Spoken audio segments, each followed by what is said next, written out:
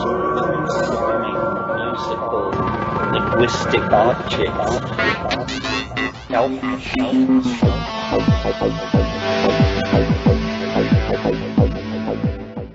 Greetings from Cyberdelic Space. This is Lorenzo, and I'm your host here in the Psychedelic Salon.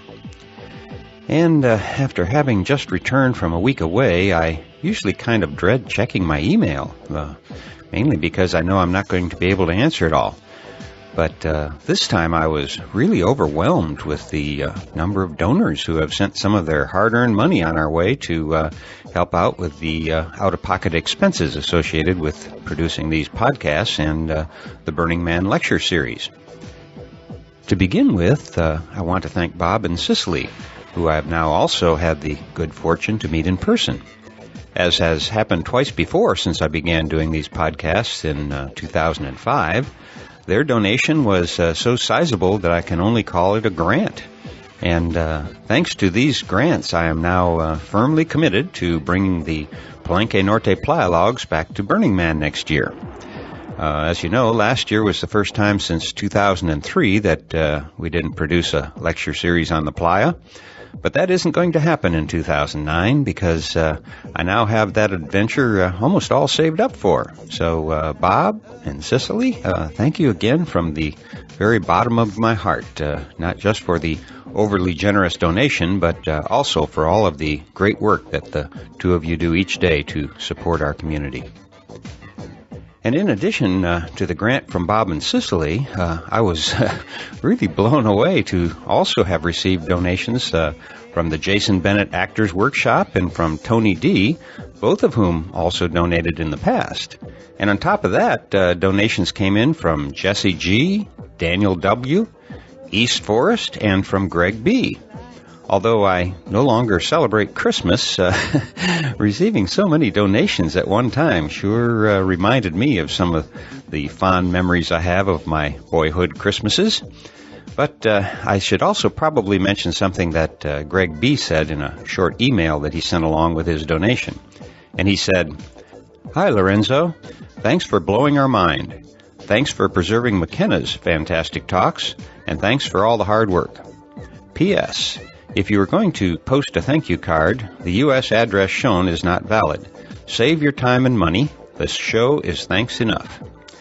And so I am reminded once again to mention that I'm probably the world's worst podcast host, in that I've only been able to keep up with sending thank yous here in the podcast.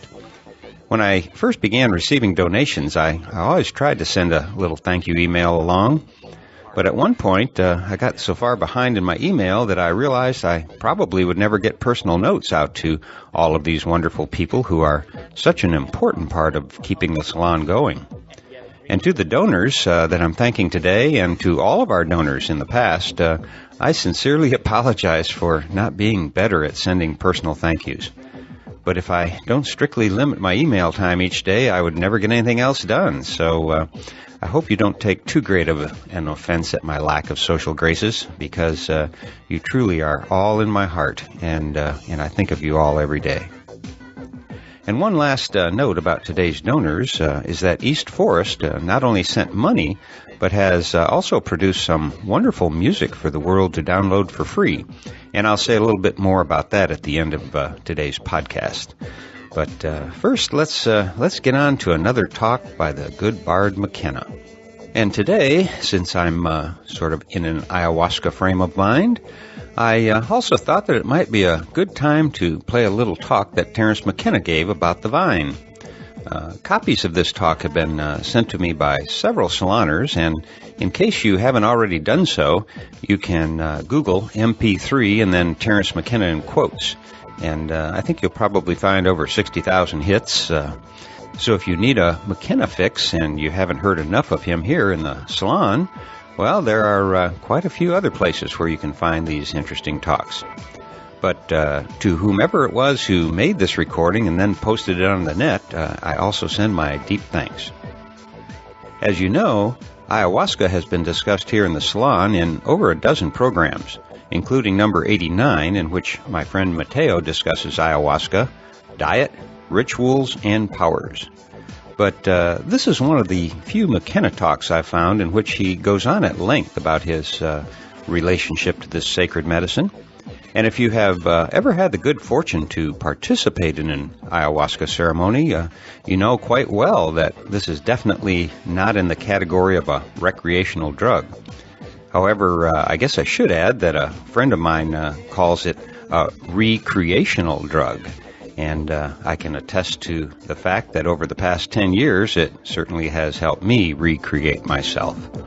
But that's a story for another day.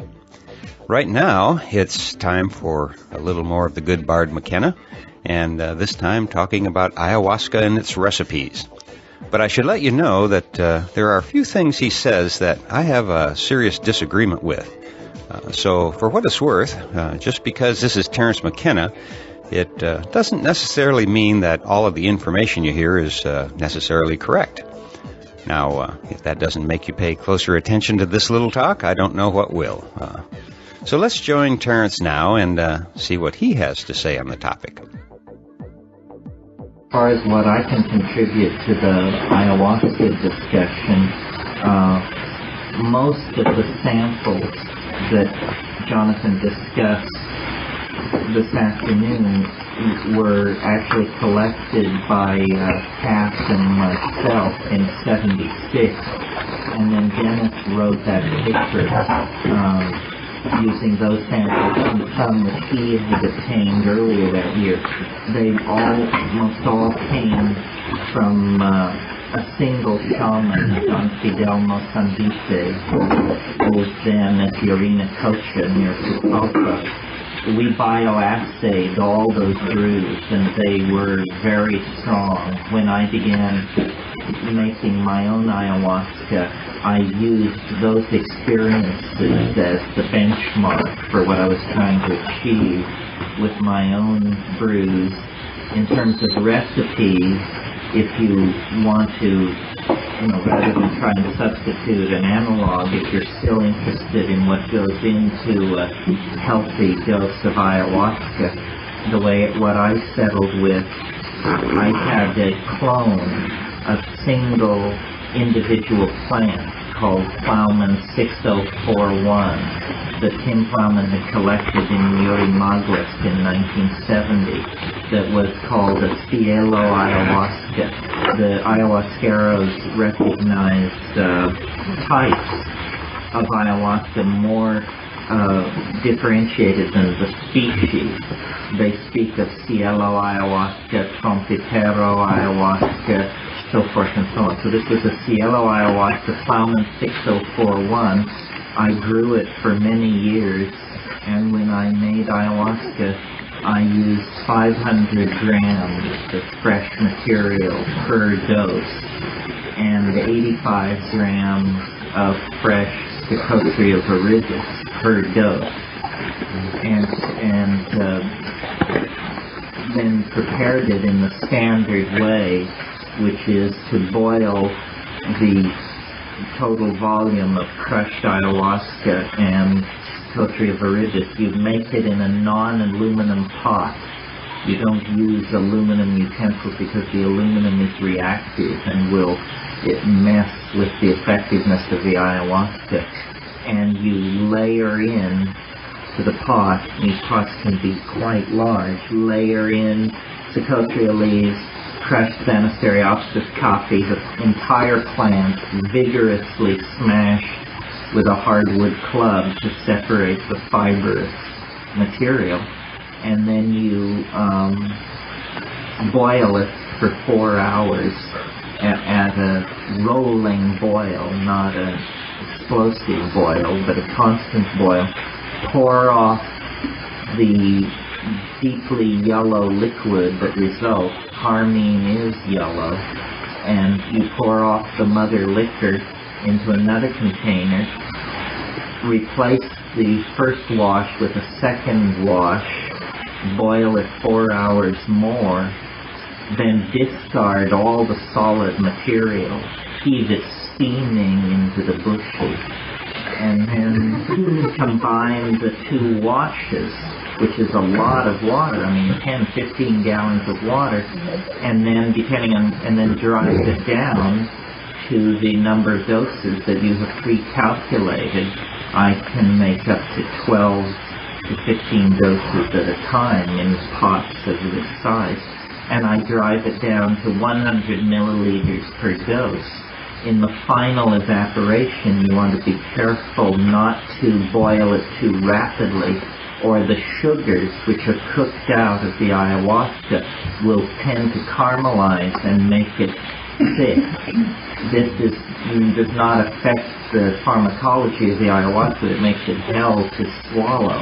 And if you do it right, you can get it down to 100 milliliters and it will still pour it's as thin as water. It won't thicken unless you have boiled it with too hot a flame.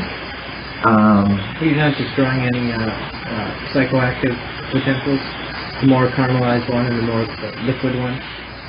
No, it's more like it's an aesthetic thing. It shows that you hurried it, and if you're giving it to people who are knowledgeable, they will comment on this. The sign of amateurish ayahuasca is ayahuasca that's thick, because it needn't be. Those are just sugars. It's not doing any good. My interest in ayahuasca, which I indulged over 25 years or so, began with, and if you haven't read it, you should probably read Burroughs and Ginsberg's book, The Yahé Letters. The Search for the Blue Flash is how I think of it. And it sort of initiates the modern era of writing about ayahuasca. The most recent interesting book about ayahuasca, other than Eduardo's commentaries on the paintings of Pablo Amaringo, is probably Michael Tausig's book, Shamanism, Colonialism, and the Wild Man, which is just a wonderful book. Even if you don't give a hoot about drugs, I think it's a wonderful book for the richness of the language and the way in which he tells the story of the 20th century history of shamanism in the Putumayo region. But my interest in ayahuasca was the same interest that many of the early ethnographers and anthropologists were motivated by, which was persistent rumors of group states of mind. As Jonathan mentioned, the first people to characterize the alkaloid named it telepathine. This was because they had the grandiose hope that this would be a telepathic drug.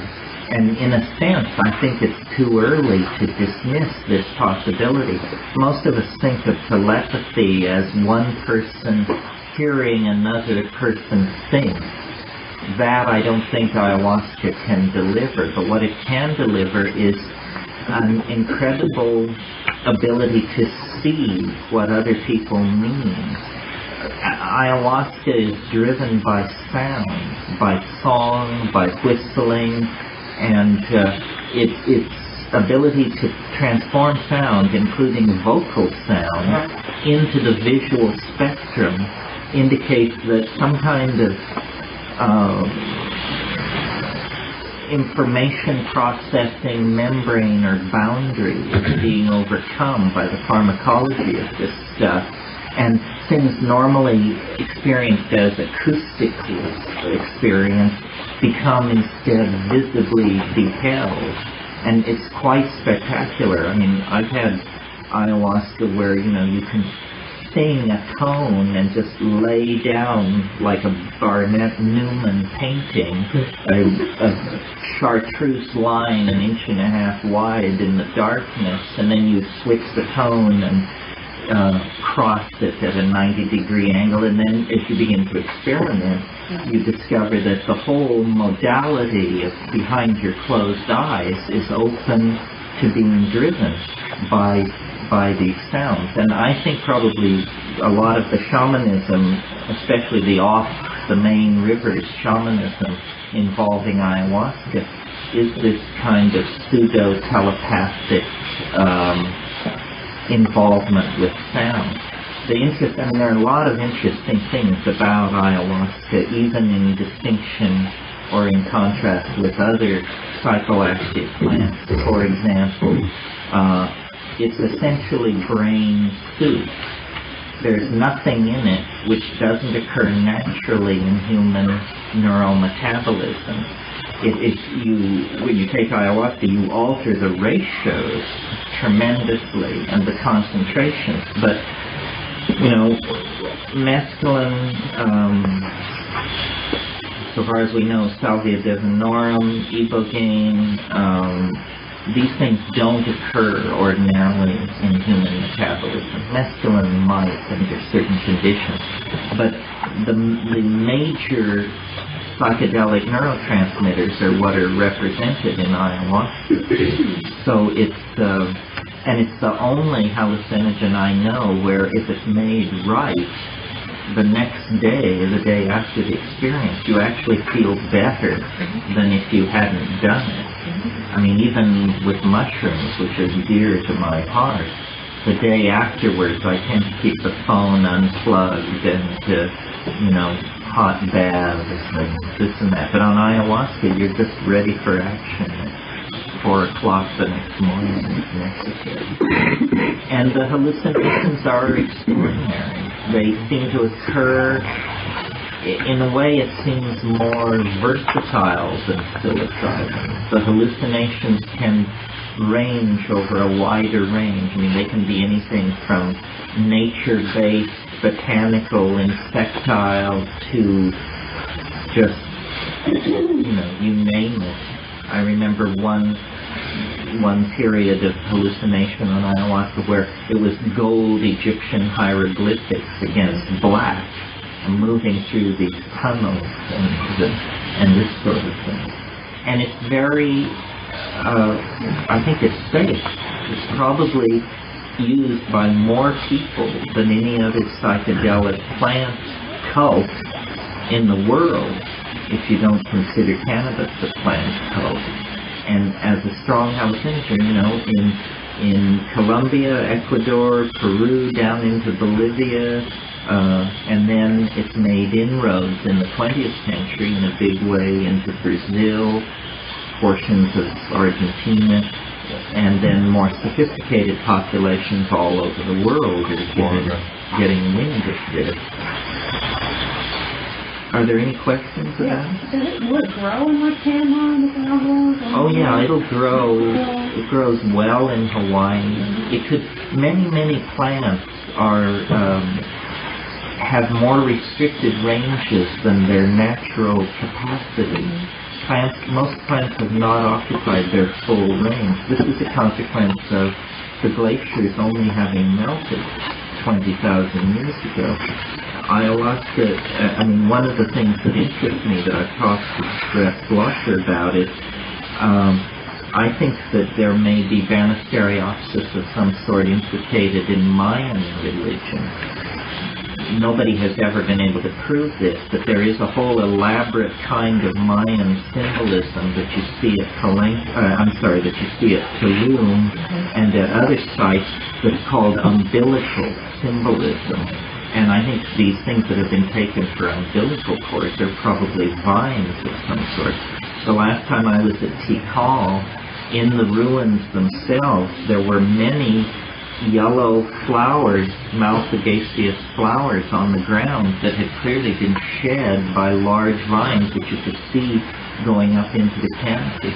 And I collected in Belize non-flowering Malphigaceous vines that I was unable to distinguish from ayahuasca.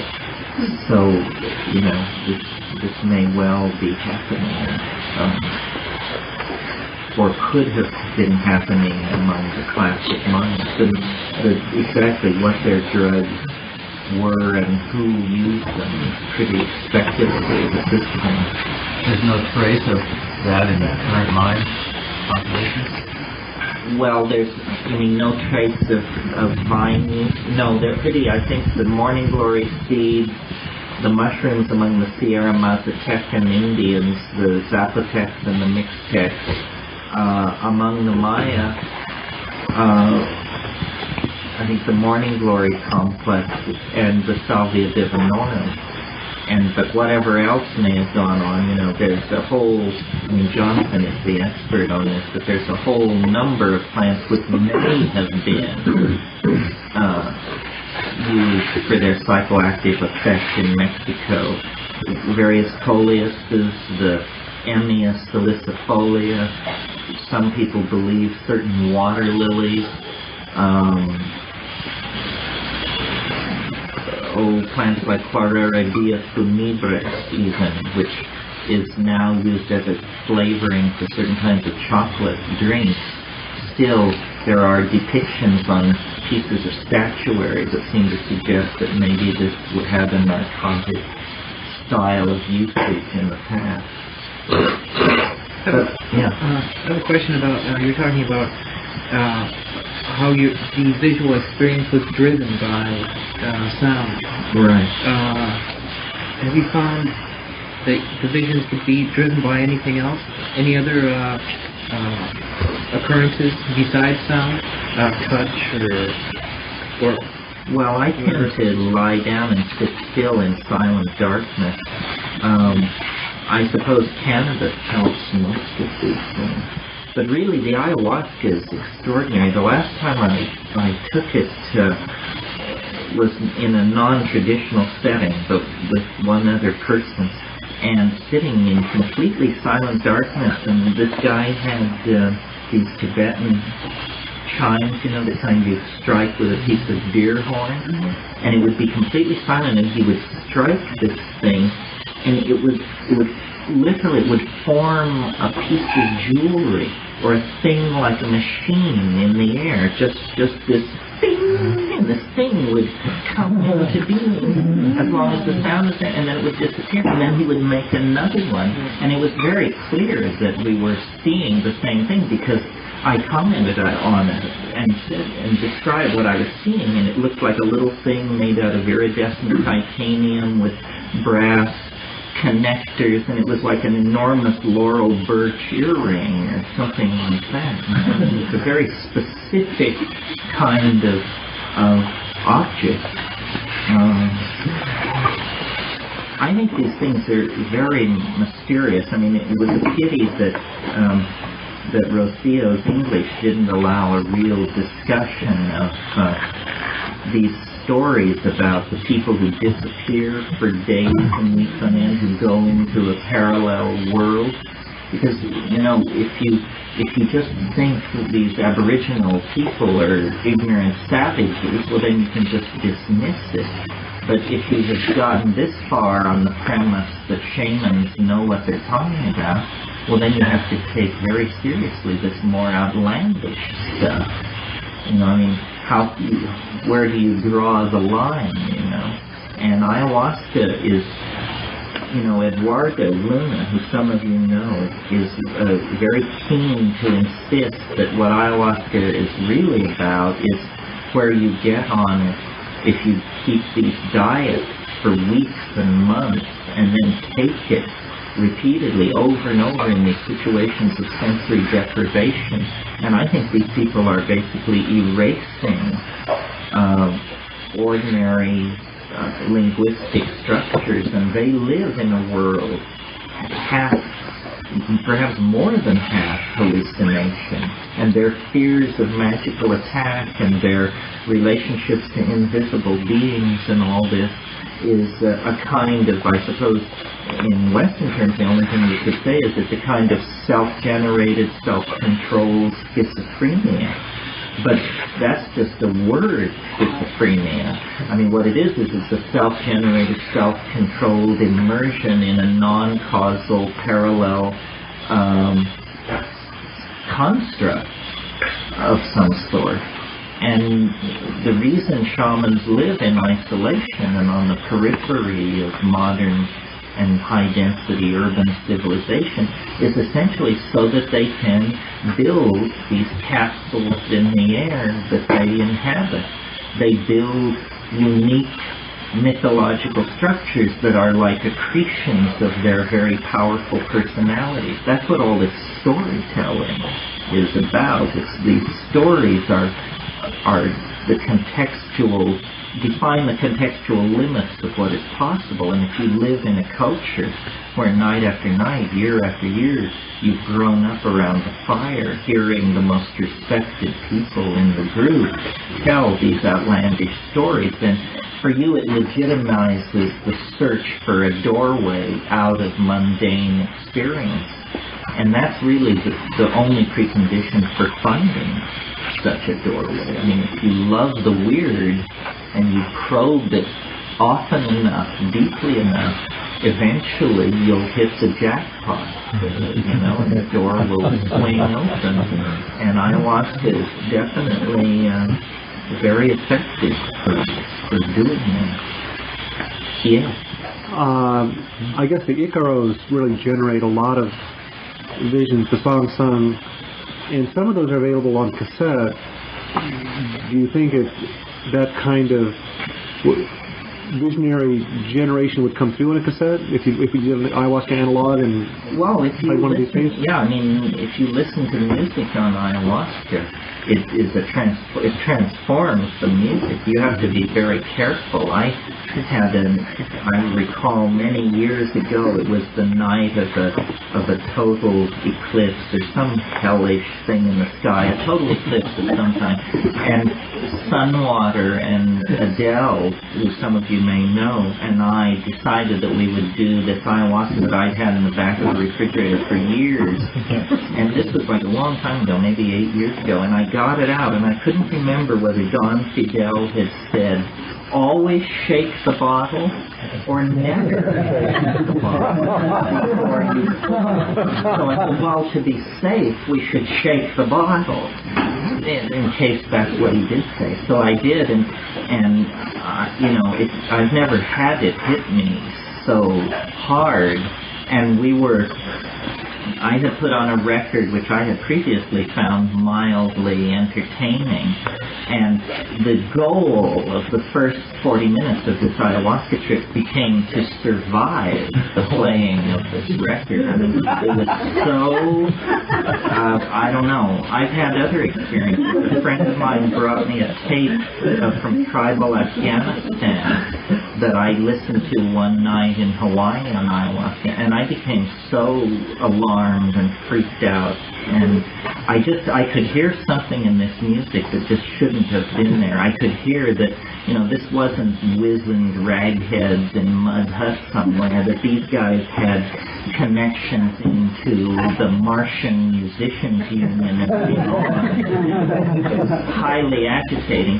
So I think the ayahuasca songs are probably tailored to create a certain aura of confidence, and they're reassuring. It's nice to sit with these old guys and watch them make beautiful music. And when you're alone, you can sing too. I mean, it's very important to sing, especially if you become afraid or alarmed. This is the key. If you get into deep water with these substances, this is true of psilocybin as well, you don't want to clench.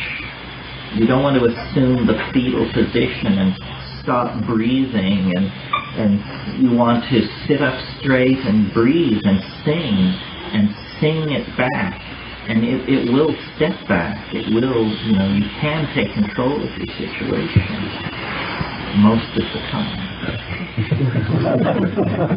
I wanted to ask about the parallel universe and American Indian storytelling and mythology. There's a great deal to say about these things. And their adventure myths about the two young guys that go out and meet the two chicks and then disappear for 12 years. And, this is a common, enduring theme, but it's my feeling with suspicion that this kind of stuff does exist. And I'd like you to expound a little bit about when you get into that place, what level of verity do you find yourself giving it? Well, I'm very, very careful. I mean, like the way I do these things normally is alone, and I unplug the telephones, and I don't tell anybody I'm going to do it, and I do it in darkness, and I roll joints in front of me so I don't even have to move. And basically once it gets going, I don't do anything because I'm so aware of how involving it is. I mean, I think you have to be almost a damn fool to just grab hold of this stuff and start flailing it around. I mean, for me, it's like I creep up to the abyss and hang my head over and look, and then I edge back from it. The idea of trying to actually do something is terrifying because it'll work. I mean, you can do it, but you don't understand what you're doing. So I like to look as the guy, as Peter Sellers. But the shamans are going in there, they're doing purposeful work for the community. They cure. They cure and they get information. And but the main thing, I mean, I think the getting information thing is sort of overstressed because it's astonishing and it proves that it's a higher dimension. I mean, if somebody really can see who stole the chicken, and they really can see, then even though it's a trivial matter about a chicken, there's nothing trivial about the fact that they are exhibiting a paranormal ability which seems to involve the contradiction of cause and effect. How can they see who stole the chicken? Number one, the chicken has already been stolen by the time the question is asked of the shaman. Well, so then does the shaman travel back in time? Does the shaman read the minds of everyone in the tribe and look and find who stole the chicken that way? Or is it just an inspired guess backed up by social pressure? What exactly is going on here? And then when you turn toward the future, it becomes even more mysterious because many of these shamanic things are about deciding where the hunting will take place. And say, you know, if we go to the second waterfall, then there will be capybara to be killed. And then they go, and there is, and they do. Well, if you believe that this person actually saw the future, then you're coming perilously close to some kind of determinism, which is, you know, not supportable philosophically. I mean, if the universe is absolutely determined, then thinking has no meaning. Because if the universe is determined, then you think what you think because you couldn't think anything else. So thinking suddenly is divorced from the enterprise of knowing reality, and that's a little discouraging to those of us who butter our bread in the fields of philosophy. So I think it's, you know, it's very mysterious.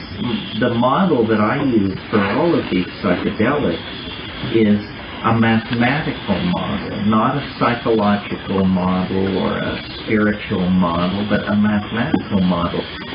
Mind, under the pressure of evolution, under the pressure of the need to defend self and offspring, has folded itself down into the three-dimensional space-time matrix of the body.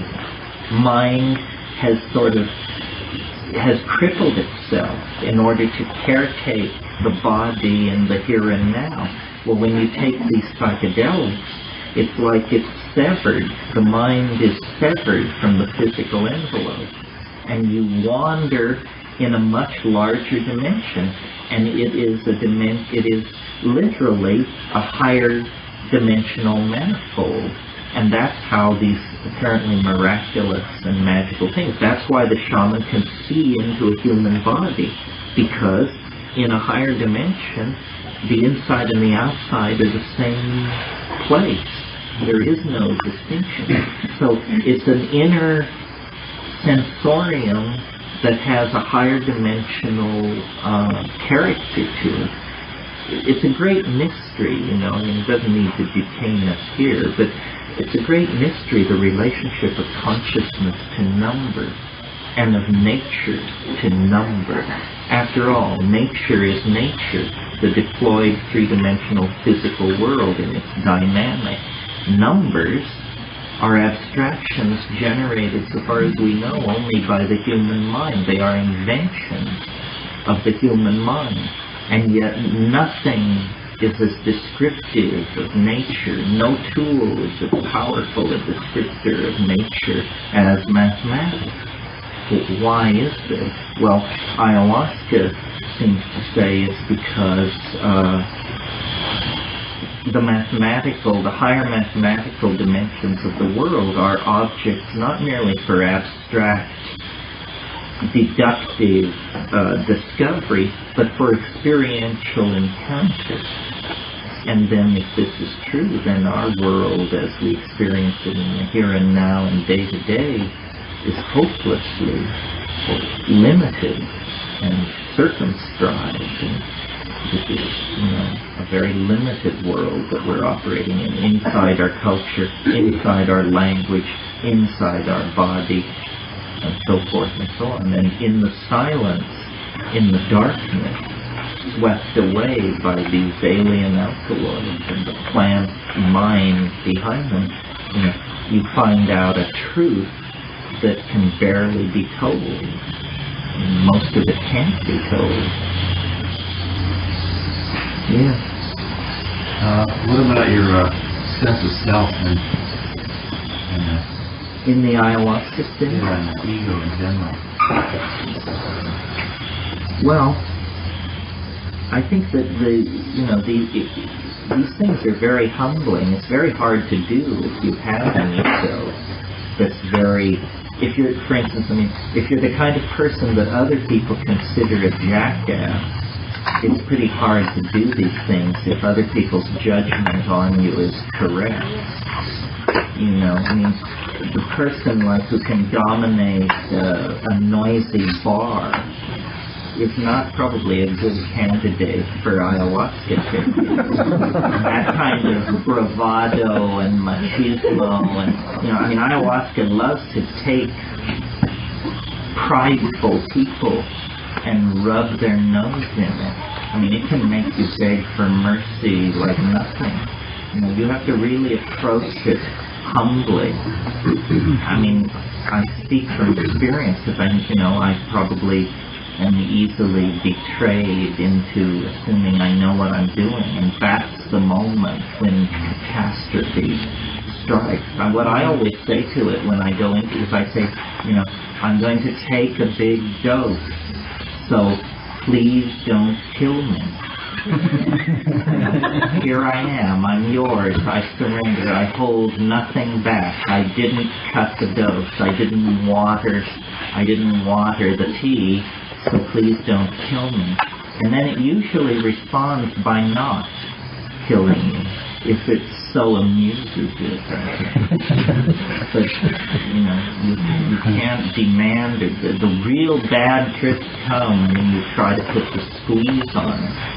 When you try to force a piece of information. And actually, see, that's the difference also in the cultural context of ayahuasca. In many areas where there's been a lot of social disruption, the community, the roads, or hundreds of years of missionary influence, and what has still remained in the ayahuasca culture is that the people always think it was some kind of intense either to heal someone or to send a dark to spell to kill someone or something. They don't just take it just to completely just surrender themselves in the lake. They do too, during the initiation and stuff. But once they, the shamans, I guess, or even a lot of the young people, really, they'll just take it with something in mind. Of course, there's exceptions. So the difference with that is that a lot of times, you hear a lot of weird stories about young upstart shamans that have a lightning bolt tap them or a tree fall or something like that. And there's a lot of weird black magic that goes on too, because a lot of people just don't handle themselves to it. So a lot of deaths are attributed to ayahuasca, either through black magic or. And I think a lot of shamans they like to just graze the underbelly of the thing. They're really concerned about their community and healing sick people and holding it all together. It's an exceptional personality in any society, Amazonian or urban American, who is a go for the gusto kind of person who just wants to get as loaded as they possibly can.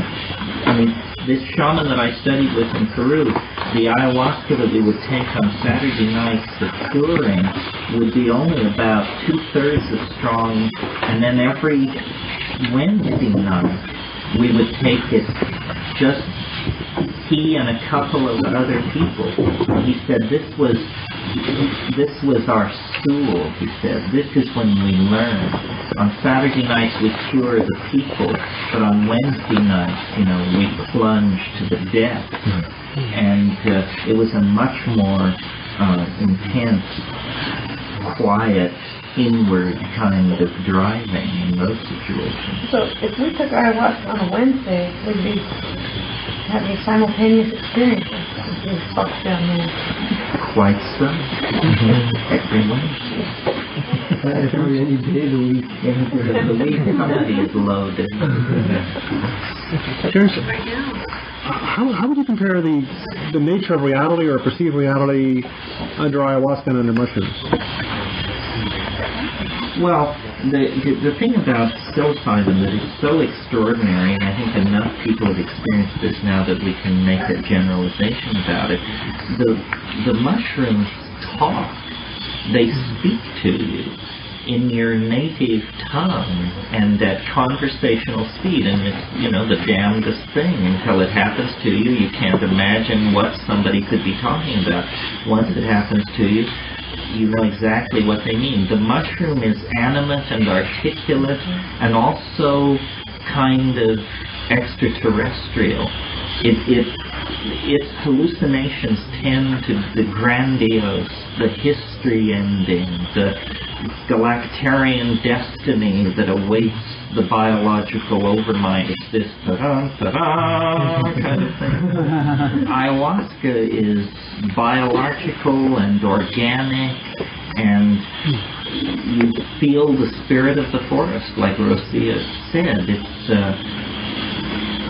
It's more feminine, and after a good ayahuasca trip, you feel like your eyes are just bugging out of your head because you've spent so much time looking. The language of ayahuasca is visual. It shows you and shows you and shows you and shows you, and once this showing gets going, it's hard to shut it off. I mean, it really wants to show, but it's silently, it spills out this cornucopia of images, and you sing and you manipulate them, where the mushroom is, highly articulate. It also is visual, but it also can talk, which is just such an astonishing thing for a Westerner. I mean, we are just not prepared for talking fungi. Have you tried the two together? The two together? I wouldn't do that, actually, because I think the monoamine oxidase inhibiting properties of the harmine would so intensify and synergize the psilocybin that you might find yourself swinging from the chandelier. And the shamans don't do that either. In the Amazon, and you can rarely get an ayahuasquero to give you the time of day regarding mushrooms. They always say, well, we use mushrooms when we don't have ayahuasca, but the caveat is, and we always have ayahuasca. Is it common for women have you seen any jungle women taking ayahuasca, or is it because it's writing? It depends on the tribal, it depends on the people, but around Pucallpa, there were women in the circles. There was this woman, this ancient woman named Isa Ura Angulo, who just, she drank with the best of them and would recount outrageous visions. And this lady must have weighed under 100 pounds. One of the shamanesses, or female shamans that we tried to contact in 76 is this famous woman who studied with Manuel Cordova Rios, the guy who wrote Wizardry of England. Her name was Juana Gonzalez Opie. He told us about her. She had come to him as a girl of 25 with leprosy, and he had taken her into the woods for 6 months and cured her of leprosy, which that you can cure leprosy with ayahuasca is definitely an unorthodox idea. And she became a major ayahuasquera in this area, and her stuff was said to be the best. But she had lost her hands and her feet. So the experience of taking ayahuasca with her was fraught with her presence, which was freakish in the extreme, especially in the flickering firelight.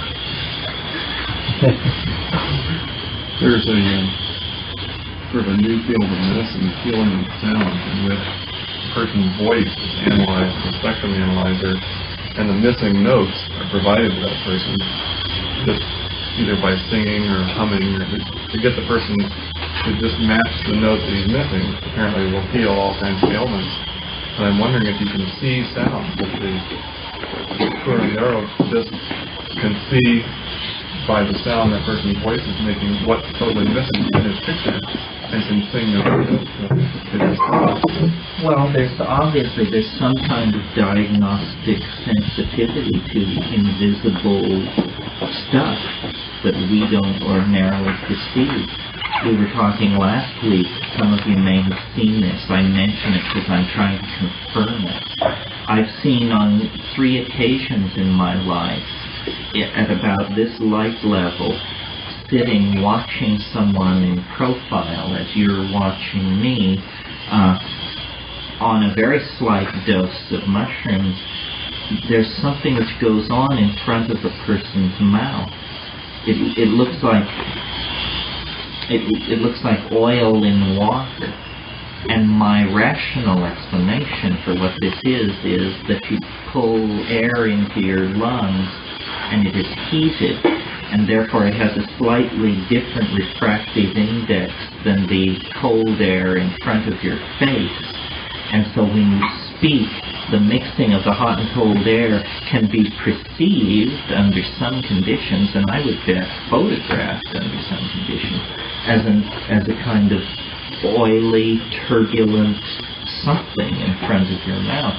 Well, is that cheerful explanation correct, or are we on the brink of something else, some more demanding or exotic phenomenon? I don't know. Yeah. Going back just a little bit, I should probably mention a friend and I have been growing ayahuasca clones. I guess it's from your clone actually, for 3 years. And in the lack of the psychotria or DMT additives, my friend has reported numerous successes with shrooms. Adding the shrooms to the ayahuasca? Yes. What proportion do you know? Not sure. It would be interesting to know. I think you might get away with that. Probably what it would be is a fair bit of ayahuasca and a tiny bit of mushrooms. One of the longest, hardest evenings I ever spent was, I got the idea I would take half a dose of ayahuasca and half a dose of mushrooms, and I felt like I was battling demons to return with a shred of my sanity. I mean, it was just ghastly. I'm pretty phobic of that combo. You took them at different times? No, I took them together.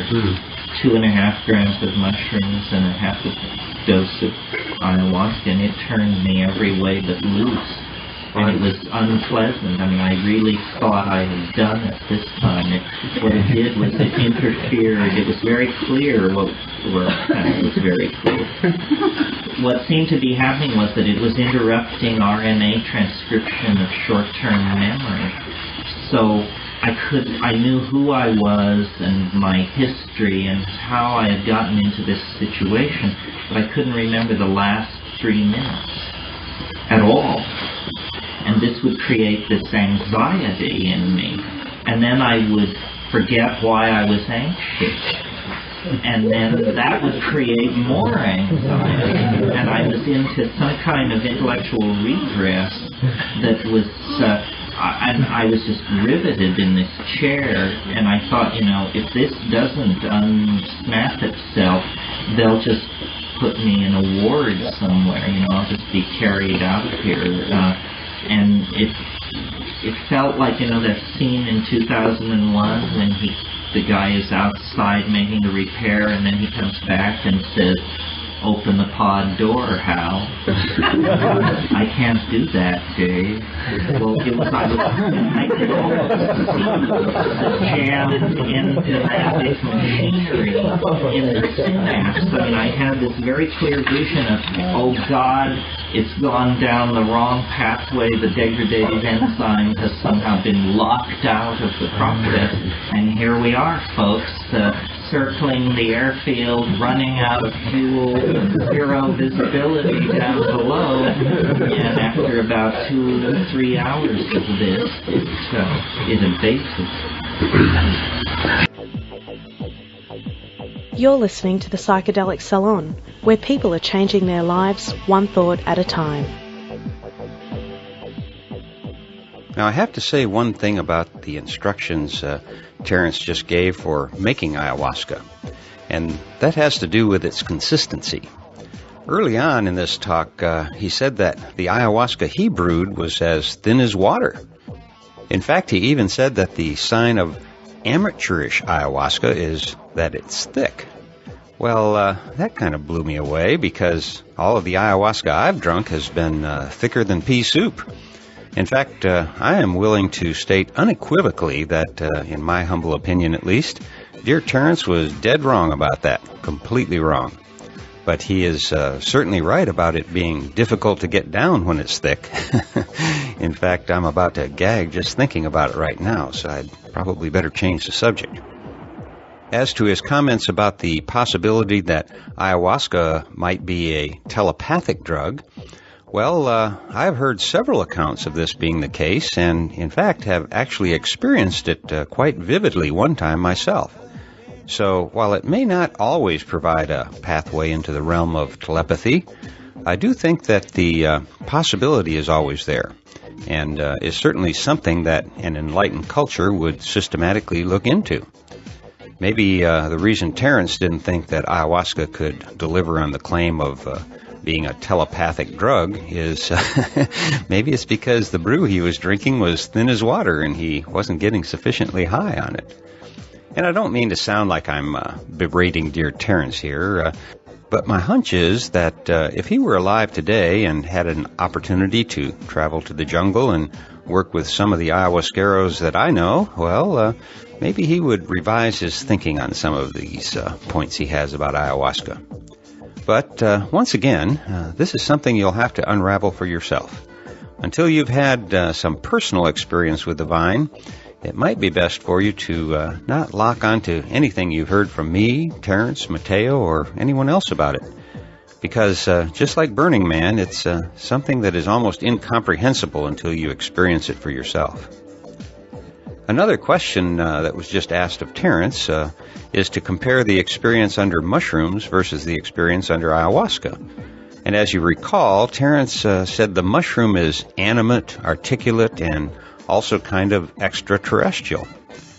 I guess the way I would phrase it is that the mushroom consciousness is very cosmic in feeling, and with ayahuasca you feel the spirit of the forest and of the planet. And on those 2 points, I agree with him. In fact, just recently, several friends and I were talking about the difference between mushrooms, ayahuasca, and LSD, and we more or less came to the same conclusions about mushrooms and ayahuasca. However, we all had slightly different takes on acid. And as to the question about the use of ayahuasca by women, just let me say this. I know quite a few women, a lot of women actually, who are extremely proficient in their use of ayahuasca.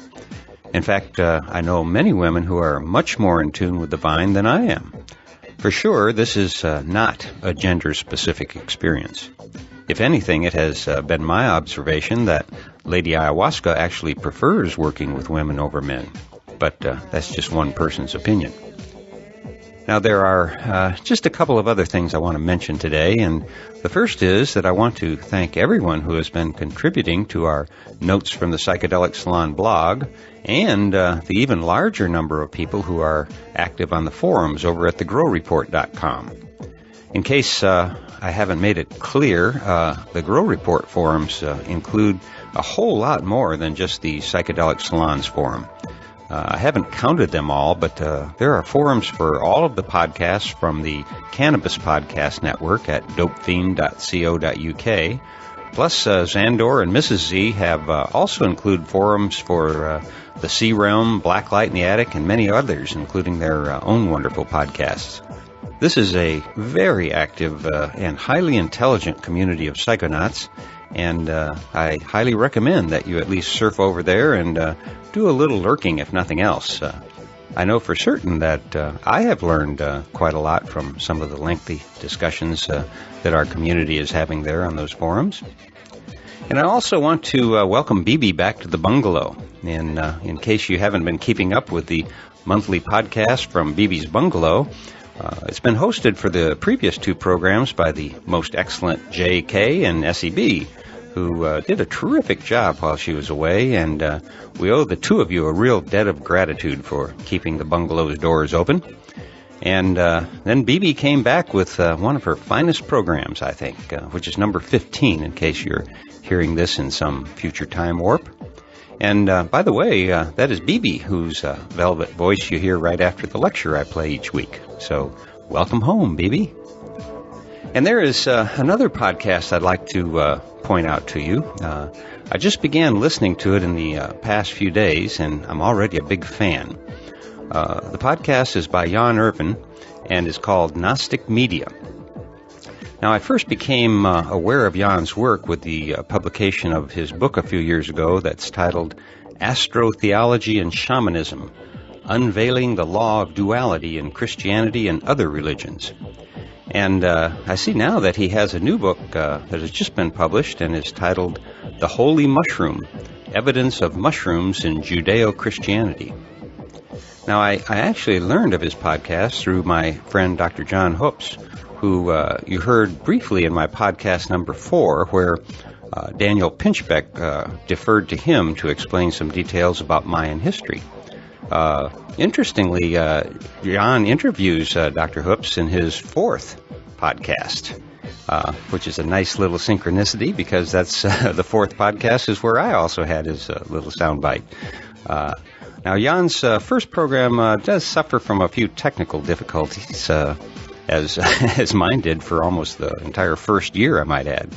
But all of his podcasts are extremely interesting, and I particularly recommend also a couple of his unnumbered programs titled, one in fact is titled Cannabis, Hemp, Marijuana, and that's a 2-hour radio interview that Jan did a year or so ago. And despite the title of the program, the second hour is one that I think you will find very fascinating, particularly if you are still trapped in the quicksand of religious dogma that was forced upon you as a child. Now, I've read quite a bit about cannabis, including the absolutely essential The Emperor Wears No Clothes by Jack Herer. But I still learned a lot about cannabis from that podcast that I didn't know before. And as I just said, if any of our fellow saloners are still suffering from lingering traces of religious brainwashing from their childhood, the second half of that program may hold the keys to getting you on the path of recovery from your indoctrination as a child. So check out these great podcasts as well as several of Jan's websites, which include GnosticMedia.com, PharmocraticInquisition.com, HempForFuel.com, Hemperor.net, and JohnAllegro.org. And I'll post links to all of those sites along with the program notes for this podcast on our Notes from the Psychedelic Salon blog, which you can find at psychedelicsalon.org. You know, John is not only highly talented, but he also has an abiding passion for his work and is one of the most articulate spokespersons for our community that I know of. After listening to the way he responded to a radio listener's persistent and very negative questioning in Jan's shamanism interview, I was completely blown away. So I hope you'll give Jan a listen and a read because, in my humble opinion, his information is right up there with that of the good Bard McKenna. And in fact, it may be Jan who is the original source of many of these McKenna talks that have been floating around the net for so long. And if so, well, thank you, Jan. We really appreciate everything you do. Finally, I want to read part of an email that I received from one of this week's donors, Trevor O. of East Forest. And here's part of what he had to say. Hi, Lorenzo. I'm not sure if this is your email or not, but I thought I'd give it a whirl. And by the way, my email is simply lorenzo@matrixmasters.com. And the only reason I don't make it too easy to find is that I always feel so guilty about not being able to answer all of my email. However, like most people, I really do enjoy receiving it. So my apologies for not writing back, but I can assure you that I do read it all. Now, getting back to Trevor's email, he goes on. I discovered the Psychedelic Salon a few months back, and what a discovery it was. I've been blissfully traveling on a beautiful floating carpet of mind manifesting thought ever since.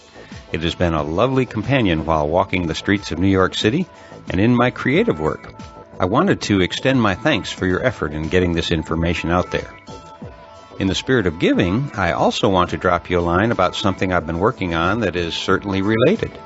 It's called East Forest, a unique musical project that combines 100% original field recordings with ethereal, melodic soundscapes, with the intention of fostering introspection and mind expansion.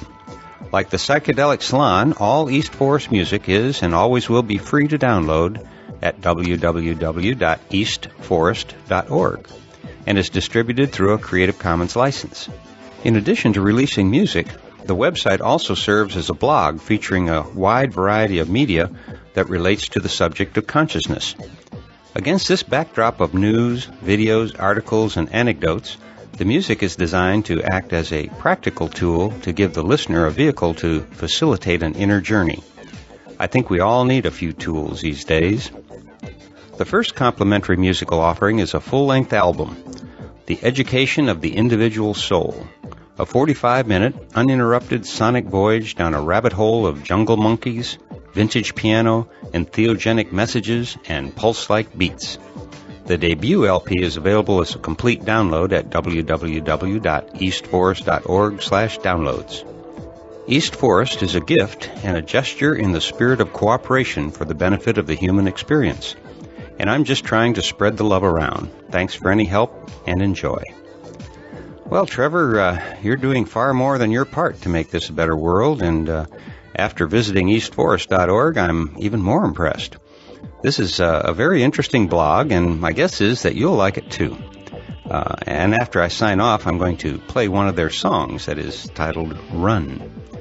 And please keep in mind that the sound quality I use for these podcasts really isn't high enough to give you a true appreciation of their music. You really need to hear it at a better recording level, which is the one that's available for their free download. So if you are looking for some gentle music to journey with or some podcast-safe tunes to add to your own programs, you might want to check them out. And by the way, the artwork on their site is also a mind-blower. My compliments to the artists. And now, as always, I'll close this podcast by saying that this and all of the podcasts from the Psychedelic Salon are available for your use under the Creative Commons Attribution Non-Commercial Share-alike 3.0 license. And if you have any questions about that, just click the Creative Commons link at the bottom of the Psychedelic Salon webpage, which you can find at psychedelicsalon.org. And that's also where you'll find the program notes for these podcasts. But before I go, I just want to repeat one more time a truth to me at least, that Terence so clearly stated just a few minutes ago. And I quote, "In the silence, in the darkness, swept away by these alien alkaloids and the plant mind behind them, you find out a truth that can barely be told. And most of it can't be told." And for now, this is Lorenzo signing off from Cyberdelic Space. Be well, my friends.